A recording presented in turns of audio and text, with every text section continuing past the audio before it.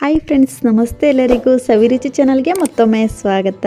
ಇವತ್ತು ಪಕ್ಕ ಹಳ್ಳಿ ಶೈಲಿಯಲ್ಲಿ ಮಾಡುವಂಥ ಮೊಟ್ಟೆ ಕೋಳಿ ಚಿಕನ್ ಸಾಂಬಾರನ್ನ ಮಾಡ್ತಾ ಇದ್ದೀನಿ. ರುಚಿ ಅಂತೂ ತುಂಬಾ ಸೂಪರ್ ಆಗಿರುತ್ತೆ. ಇದು ಮುದ್ದೆಗಾಗಿರ್ಬೋದು, ಚಪಾತಿ, ದೋಸೆ, ಇಡ್ಲಿ, ರೈಸ್ ಎಲ್ಲದಕ್ಕೂ ಸೂಪರ್ ಕಾಂಬಿನೇಷನ್ ಅಂತಲೇ ಹೇಳ್ಬೋದು.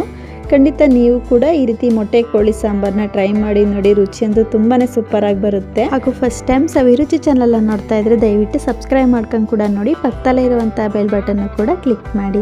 ಈಗ ಬನ್ನಿ ಮಾಡೋ ವಿಧಾನ ನೋಡ್ಕೊಳ್ಳೋಣ. ಮೊದಲು ಇಲ್ಲಿ ನಾನು ಒಂದು 2.5 kg ಆಗೋಷ್ಟು ಮೊಟ್ಟೆ ಕೋಳಿ ಚಿಕನ್ನ ತೊಗೊಂಡಿದ್ದೀನಿ. ಇದನ್ನ ಒಂದೆರಡು ಸಲ ಚೆನ್ನಾಗಿ ತೊಳ್ಕೊಂಡು ಒಂದು ಬೌಲಲ್ಲಿ ಹಾಕಿ ಇಟ್ಕೊಂಡಿದ್ದೀನಿ. ಮೊದಲು ಚಿಕನ್ನ ಸ್ವಲ್ಪ ಫ್ರೈ ಮಾಡ್ಕೊಳ್ಳೋಣ. ಗ್ಯಾಸ್ ಆನ್ ಮಾಡಿ ಒಂದು ಕುಕ್ಕರ್ನ ಬಿಸಿ ಇಟ್ಕೊಂಡು ಇದಕ್ಕೆ ಒಂದು 2 ಸ್ಪೂನ್ ಆಗೋಷ್ಟು ಎಣ್ಣೆನ ಹಾಕ್ಕೊಳ್ತಾ ಇದ್ದೀನಿ. ಎಣ್ಣೆ ರೀತಿ ಸ್ವಲ್ಪ ಬಿಸಿ ಆದ ನಂತರ ತೊಳೆದು ಇಟ್ಕೊಂಡಿರೋಂಥ ಚಿಕನ್ನ ಸೇರಿಸ್ಕೊಳ್ತಾ ಇದ್ದೀನಿ. ಮೊಟ್ಟೆ ಕೋಳಿ ಆಗಿರೋದ್ರಿಂದ ಎಣ್ಣೆ ಸ್ವಲ್ಪ ಕಮ್ಮಿ ಹಾಕ್ಕೊಳ್ಬೇಕಾಗುತ್ತೆ. ಈ ಚಿಕನ್ನಲ್ಲಿ ಎಣ್ಣೆ ಅಂಶ ಜಾಸ್ತಿ ಇರುತ್ತೆ. ಹಾಗೆ ಸ್ವಲ್ಪ ಅಡುಗೆ ಅರಿಶಿನ, ಸ್ವಲ್ಪ ಉಪ್ಪನ್ನ ಸೇರಿಸ್ಕೊಂಡು ಚಿಕನ್ನ ಚೆನ್ನಾಗಿ ಮಿಕ್ಸ್ ಮಾಡ್ಕೊಳ್ಳೋಣ. ಈ ರೀತಿ ಉಪ್ಪು ಅರಿಶಿನ ಸೇರಿಸ್ಕೊಳ್ಳೋದ್ರಿಂದ ಚಿಕನ್ನಲ್ಲಿರುವ ನೀರು ಕಂಪ್ಲೀಟಾಗಿ ಬಿಟ್ಕೊಳ್ಳುತ್ತೆ ಅಂತ. ಚಿಕನ್ನು ಕೂಡ ಸಾಫ್ಟ್ ಆಗುತ್ತೆ, ಚಿಕನ್ಗೆ ಉಪ್ಪು ಕೂಡ ಚೆನ್ನಾಗಿ ಹಿಡಿಯುತ್ತೆ ಅಂತ ನೋಡ್ತಾ ಇರ್ಬೋದು. ಈ ರೀತಿ ಉಪ್ಪು ಅರಿಶಿನ ಸೇರಿಸ್ಕೊಂಡು ಈ ರೀತಿ ಕಂಪ್ಲೀಟಾಗಿ ಮಿಕ್ಸ್ ಮಾಡ್ಕೊಂಡಿದ್ದೀನಿ. ಈಗ ಎಣ್ಣೆಯಲ್ಲೇ ಚಿಕನ್ನ ಒಂದು 5 ನಿಮಿಷ ಚೆನ್ನಾಗಿ ಫ್ರೈ ಮಾಡ್ಕೊಳ್ಳೋಣ. ಈ ರೀತಿ ಫ್ರೈ ಮಾಡ್ಕೊಳ್ಳೋದ್ರಿಂದ ಚಿಕನ್ನಲ್ಲಿರೋ ನೀರು ಕಂಪ್ಲೀಟಾಗಿ ಬಿಟ್ಕೊಳ್ಳುತ್ತೆ. ಹಾಗಾಗಿ ಒಂದು ಪ್ಲೇಟ್ ಮುಚ್ಚಿ ಒಂದು 5 ನಿಮಿಷ ಫ್ರೈ ಮಾಡ್ಕೊಳ್ಳೋಣ. ಚಿಕನ್ ಫ್ರೈ ಆಗೋಷ್ಟರಲ್ಲಿ ಸ್ವಲ್ಪ ಮಸಾಲೆಗಳನ್ನ ರುಬ್ಕೊಳ್ಳೋಣ. ನಾನಿಲ್ಲಿ ಒಂದು 4 ಮೀಡಿಯಮ್ ಸೈಜ್ ಈರುಳ್ಳಿನ ಈ ರೀತಿ ಕಟ್ ಮಾಡಿ ಜಾರ್ಗೆ ಹಾಕ್ಕೊಳ್ತಾ ಇದ್ದೀನಿ. ಹಾಗೆ ಒಂದು 4 ಮೀಡಿಯಮ್ ಸೈಜ್ ಚೆನ್ನಾಗಿ ಹಣ್ಣು ಆಗಿರುವಂಥ ಟೊಮೊಟೊನೂ ಸಹ ಕಟ್ ಮಾಡಿ ಹಾಕ್ಕೊಳ್ತಾ ಇದ್ದೀನಿ. ಹಾಗೆ ಒಂದು 2 ಇಂಚ್ ಆಗೋಷ್ಟು ಶುಂಠಿ, 1-2 ಗೆಡ್ಡೆ ಬೆಳ್ಳುಳ್ಳಿನ ಸಿಪ್ಪೆ ತೆಗೆದು ಹಾಕ್ಕೊಳ್ತಾ ಇದ್ದೀನಿ. ನಾನಿಲ್ಲಿ 2.5 kg ಆಗೋಷ್ಟು ಚಿಕನ್ಗೆ ಮಾಡ್ತಾ ಇರೋದ್ರಿಂದ ಸ್ವಲ್ಪ ಮಸಾಲೆಗಳನ್ನ ಜಾಸ್ತಿ ಹಾಕ್ಕೊಂಡಿದ್ದೀನಿ. ನೀವು ಚಿಕನ್ ಕ್ವಾಂಟಿಟಿ ನೋಡಿ ಮಸಾಲೆನ ಸೇರಿಸ್ಕೊಳ್ಬೇಕಾಗುತ್ತೆ. ಹಾಗೆ ಸ್ವಲ್ಪ ಕೊತ್ತಂಬರಿ ಸೊಪ್ಪನ್ನ ಸೇರಿಸ್ಕೊಂಡು ಇದನ್ನ ನುಣ್ಣಗೆ ರುಬ್ಕೊಂಡು ಬರೋಣ. ಟೊಮೊಟೊದಲ್ಲಿ ನೀರಂಶ ಇರೋದ್ರಿಂದ ನೀರೇನು ಹಾಕ್ಕೊಳ್ಳೋ ಅವಶ್ಯಕತೆ ಇಲ್ಲ. ನೋಡ್ತಾ ಇರ್ಬೋದು ರೀತಿ ಕಂಪ್ಲೀಟಾಗಿ ಮಸಾಲೆನ ರುಬ್ಕೊಂಡು ಒಂದು ಬೌಲ್ಗೆ ತೆಗೆದು ಇಟ್ಕೊಂಡಿರೋದಾಗಿದೆ. ಈಗ ಅದೇ ಮಿಕ್ಸಿ ಜಾರ್ಗೆ ನಾನಿಲ್ಲಿ ಒಂದು 1/4 ಕಪ್ ಆಗೋಷ್ಟು ಹಸಿ ತೆಂಗಿನಕಾಯಿನ ಹಾಕ್ಕೊಳ್ತಾ ಇದ್ದೀನಿ. ಹಾಗೆ 1 ಸ್ಪೂನ್ ಆಗೋಷ್ಟು ಹುರ್ಗಡ್ಲೆನ ಹಾಕ್ಕೊಳ್ತಾ ಇದ್ದೀನಿ. ಈ ರೀತಿ ಹುರ್ಗಡ್ಲೆನ ಹಾಕ್ಕೊಳ್ಳೋದ್ರಿಂದ ಸಾಂಬಾರು ತಿಕ್ಕಾಗಿ ಚೆನ್ನಾಗಿ ಬರುತ್ತೆ ಅಂತ. ಹಾಗೆ 1 ಸ್ಪೂನ್ ಆಗೋಷ್ಟು ಗಸಗಸೆ, ಒಂದು ಅರ್ಧ ಸ್ಪೂನ್ ಆಗೋಷ್ಟು ಕಾಳು ಮೆಣಸು, ಹಾಗೆ 1 ಪೀಸ್ ಆಗೋಷ್ಟು ಚಕ್ಕೆ, 1-2 ಲವಂಗನ ಹಾಕ್ಕೊಳ್ತಾ ಇದ್ದೀನಿ. ಈ ರೀತಿ ನಾವು ಕಾಯಿ ಮಸಾಲೆಗೆ ಚಕ್ಕೆ ಲವಂಗ ಮಸಾಲೆನ ಹಾಕ್ಕೊಳ್ಳೋದ್ರಿಂದ ಚಿಕನ್ ಸಾಂಬಾರು ತುಂಬಾ ಫ್ಲೇವರ್ ಆಗಿ ಬರುತ್ತೆ. ಹಾಗಾಗಿ ರುಬ್ಕೊಳ್ಳೋದಕ್ಕೆ ಎಷ್ಟು ಬೇಕೋ ನೀರನ್ನ ಸೇರಿಸ್ಕೊಂಡು ಇದನ್ನ ನೈಸಾಗಿ ರುಬ್ಕೊಂಡು ಬರೋಣ. ಈ ರೀತಿ ಕಂಪ್ಲೀಟಾಗಿ ಕಾಯಿ ಮಸಾಲೆನೂ ಸಹ ಸಪ್ರೇಟಾಗಿ ರುಬ್ಕೊಂಡು ಒಂದು ಸಪ್ರೇಟ್ ಬೌಲ್ಗೆ ತೆಗೆದು ಇಟ್ಕೊಳ್ತಾ ಇದ್ದೀನಿ.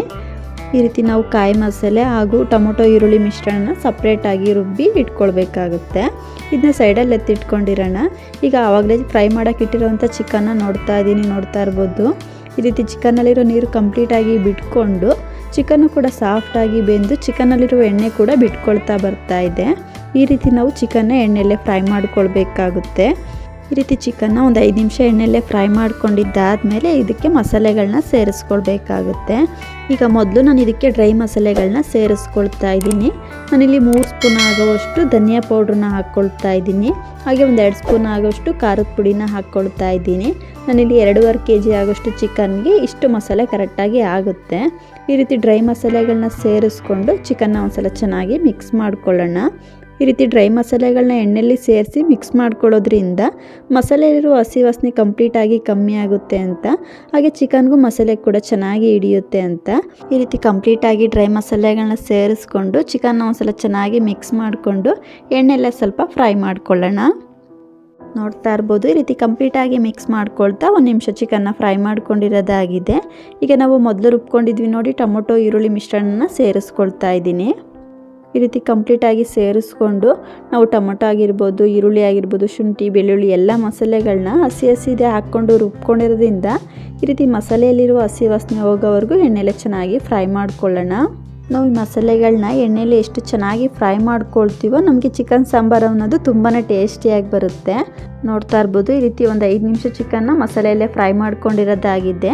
ಚಿಕನ್ಗೆ ಮಸಾಲೆ ಕೂಡ ಚೆನ್ನಾಗಿ ಸೆಟ್ ಆಗಿದೆ. ನೋಡ್ತಾ ಇರ್ಬೋದು ಈ ರೀತಿ ನಾವು ಮಸಾಲೆಯಲ್ಲೇ ಚಿಕನ್ನ ಚೆನ್ನಾಗಿ ಫ್ರೈ ಮಾಡ್ಕೊಂಡಿರೋದಾಗಿದೆ. ಈ ಟೈಮಲ್ಲಿ ಇದಕ್ಕೆ ಕಾಯಿ ಮಸಾಲೆನ ಸೇರಿಸ್ಕೊಳ್ಳೋಣ.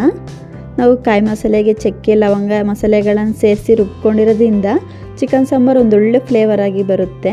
ಕಾಯಿ ಮಸಾಲೆನ ಸೇರಿಸ್ಕೊಂಡಿದ್ದಾದಮೇಲೆ ತುಂಬ ಹೊತ್ತು ಫ್ರೈ ಮಾಡ್ಕೊಳ್ಳೋಕೆ ಹೋಗಬಾರ್ದು, ಮಸಾಲೆ ಫ್ಲೇವರ್ ಅನ್ನೋದು ಕಮ್ಮಿ ಆಗಿಬಿಡುತ್ತೆ. ಹಾಗಾಗಿ ಈ ರೀತಿ ಜಸ್ಟ್ ಮಿಕ್ಸ್ ಮಾಡಿಕೊಂಡು ಈಗ ಇದಕ್ಕೆ ನೀರನ್ನ ಸೇರಿಸ್ಕೊಳ್ತಾ ಇದ್ದೀನಿ. ನಾನು ಕಾಯಿ ಮಸಾಲೆ ರುಬ್ಕೊಂಡಂಥ ಜಾರಿಗೆ ಸ್ವಲ್ಪ ನೀರನ್ನ ಹಾಕ್ಕೊಂಡು ಸೇರಿಸ್ತಾ ಇದ್ದೀನಿ. ಹಾಗೆ ಸ್ವಲ್ಪ ಎಕ್ಸ್ಟ್ರಾ ನೀರನ್ನು ಕೂಡ ಹಾಕ್ಕೊಳ್ತಾ ಇದ್ದೀನಿ. ನಿಮಗೆ ಸಾಂಬಾರು ತೆಳುವಾಗಬೇಕೋ ಗಟ್ಟಿಯಾಗಬೇಕೋ ನೋಡಿ ನೀರನ್ನ ಸೇರಿಸ್ಕೊಳ್ಬೇಕಾಗುತ್ತೆ. ನಾನಿಲ್ಲಿ ಮುದ್ದೆಗೆ ಮಾಡ್ಕೊಳ್ತಾ ಇರೋದ್ರಿಂದ ಸಾಂಬಾರನ್ನ ಸ್ವಲ್ಪ ತೆಳುವಾಗಿ ಮಾಡ್ಕೊಳ್ತಾ ಇದ್ದೀನಿ. ನೀವು ಚಪಾತಿ ದೋಸೆ ಇಡ್ಲಿಗೆ ಮಾಡೋದಾದರೆ ಸಾಂಬಾರನ್ನ ಸ್ವಲ್ಪ ಗಟ್ಟಿಯಾಗಿ ಮಾಡ್ಕೊಳ್ಬೋದು. ಈ ರೀತಿ ಕಂಪ್ಲೀಟಾಗಿ ನೀರನ್ನ ಸೇರಿಸ್ಕೊಂಡು ಹಾಗೆ ರುಚಿಗೆ ತಕ್ಕಷ್ಟು ಉಪ್ಪನ್ನ ಹಾಕ್ಕೊಳ್ತಾ ಇದ್ದೀನಿ. ಹಾಗೆ ಚಿಕನ್ನಲ್ಲಿರುವಂಥ ಮೊಟ್ಟೆನೂ ಸಹ ಹಾಕ್ಕೊಳ್ತಾ ಇದ್ದೀನಿ. ಈ ರೀತಿ ಕಂಪ್ಲೀಟಾಗಿ ಉಪ್ಪು ಮೊಟ್ಟೆನ ಸೇರಿಸ್ಕೊಂಡು ಈ ರೀತಿ ನಿಧಾನಕ್ಕೆ ಮಿಕ್ಸ್ ಮಾಡ್ಕೊಳ್ಳೋಣ. ಈ ರೀತಿ ಕಂಪ್ಲೀಟಾಗಿ ಮಿಕ್ಸ್ ಮಾಡಿಕೊಂಡು ಈಗ ಚಿಕನ್ನ ಬೇಯಿಸ್ಕೊಳ್ಬೇಕಾಗುತ್ತೆ. ಮೊಟ್ಟೆ ಕೋಳಿ ಆಗಿರೋದ್ರಿಂದ ಈ ರೀತಿ ಕುಕ್ಕರ್ ಲಿಡ್ನ ಕ್ಲೋಸ್ ಮಾಡಿ ಚಿಕನ್ನ ಬೇಯಿಸ್ಕೊಳ್ಬೇಕಾಗುತ್ತೆ. ಹಾಗಾಗಿ ಈ ರೀತಿ ಕುಕ್ಕರ್ ಲಿಡ್ನ ಕ್ಲೋಸ್ ಮಾಡಿ ನಾನಿಲ್ಲಿ ಒಂದು 4 ವಿಸಿಲ್ ತೆಗೆಸ್ಕೊಳ್ತಾ ಇದ್ದೀನಿ. ನೋಡ್ತಾ ಇರ್ಬೋದು 4 ವಿಸಿಲ್ ತೆಗೆಸ್ಕೊಂಡಿದ್ದೀನಿ. ಕುಕ್ಕರ್ ವಿಸಿಲ್ ಕೂಡ ಕಂಪ್ಲೀಟಾಗಿ ತಣ್ಣಗಾಗಿದೆ. ಈಗ ಕುಕ್ಕರ್ ಓಪನ್ ಮಾಡಿ ನೋಡ್ತಾ ಇರ್ಬೋದು ಚಿಕನ್ ಸಾಂಬಾರಲ್ಲಿ ಈ ರೀತಿ ಮೇಲೆ ಎಣ್ಣೆ ಕೂಡ ಬಿಟ್ಕೊಂಡು ಸೂಪರಾಗಿ ಚಿಕನ್ ಸಾಂಬಾರು ರೆಡಿಯಾಗಿದೆ. ನೋಡ್ತಾ ಇರ್ಬೋದು ಚಿಕನ್ನು ಕೂಡ ಸಾಫ್ಟಾಗಿ ಬೆಂದಿದೆ. ತುಂಬಾ ರುಚಿಯಾಗಿರುತ್ತೆ. ಇದು ಮುದ್ದೆಗಾಗಿರ್ಬೋದು, ದೋಸೆ ಚಪಾತಿ ಇಡ್ಲಿ ಎಲ್ಲದಕ್ಕೂ ಸೂಪರಾಗಿರುತ್ತೆ. ಖಂಡಿತ ನೀವು ಕೂಡ ಮನೆಯಲ್ಲಿ ಈ ರೀತಿ ಹಳ್ಳಿ ಶೈಲಿಯಲ್ಲಿ ಮೊಟ್ಟೆ ಕೋಳಿ ಚಿಕನ್ ಸಾಂಬಾರನ್ನ ಟ್ರೈ ಮಾಡಿ ನೋಡಿ, ತುಂಬಾ ರುಚಿಯಾಗಿ ಬರುತ್ತೆ. ನೋಡಿದ್ರಲ್ಲ ಫ್ರೆಂಡ್ಸ್, ಇವತ್ತಿನ ಮೊಟ್ಟೆ ಕೋಳಿ ಚಿಕನ್ ಸಾಂಬಾರನ್ನ ಯಾವ ರೀತಿ ಮಾಡ್ಕೊಳ್ಳೋದು ಅಂತ. ಖಂಡಿತ ನೀವು ಕೂಡ ಮನೆಯಲ್ಲಿ ಒಂದ್ಸಲ ಟ್ರೈ ಮಾಡಿ ನೋಡಿ, ನಿಮ್ಗೆ ಹೇಗೆ ಬಂತು ಅಂತ ಮಿಸ್ ಮಾಡದೆ ಕಮೆಂಟ್ ಮಾಡಿ ತಿಳಿಸಿ. ಇವತ್ತಿನ ಮೊಟ್ಟೆ ಕೋಳಿ ಚಿಕನ್ ಸಾಂಬಾರ್ ರೆಸಿಪಿ ನಿಮ್ಮೆಲ್ಲರಿಗೂ ಇಷ್ಟ ಆಯಿತು ಅಂದ್ಕೊಳ್ತೀನಿ. ಇಷ್ಟ ಆದರೆ ಈ ವಿಡಿಯೋಗೆ ಲೈಕ್ ಮಾಡಿ ಶೇರ್ ಮಾಡಿ. ಹಾಗೂ ಇನ್ನಷ್ಟು ಈಸಿ ರೆಸಿಪಿಗಾಗಿ ಸವಿರುಚಿ ಚಾನಲ್ನ ಸಬ್ಸ್ಕ್ರೈಬ್ ಮಾಡ್ಕೊಂಡು ಕೂಡ ನೋಡಿ. ಪಕ್ಕದಲ್ಲೇ ಇರುವಂಥ ಬೆಲ್ ಬಟನ್ನು ಕೂಡ ಕ್ಲಿಕ್ ಮಾಡಿ. ಇನ್ನೊಂದು ಒಳ್ಳೆ ರೆಸಿಪಿಯೊಂದಿಗೆ ಸಿಗೋಣ. Thank you.